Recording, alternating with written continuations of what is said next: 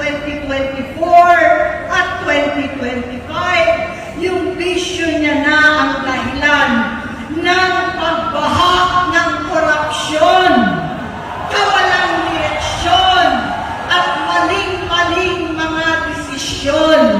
Walang accountability, wala na ang hustisya. Hindi na niya alam ang nangyayari. Hindi na pinapaalam sa kanya ang mga pangyayari.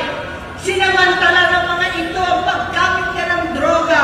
Kinangkam na nila ang kaban ng bayan, habang ang mga dating tumatawag sa amin ng magnanakaw ay nakakita ng pagkakataon sirain ang lahat.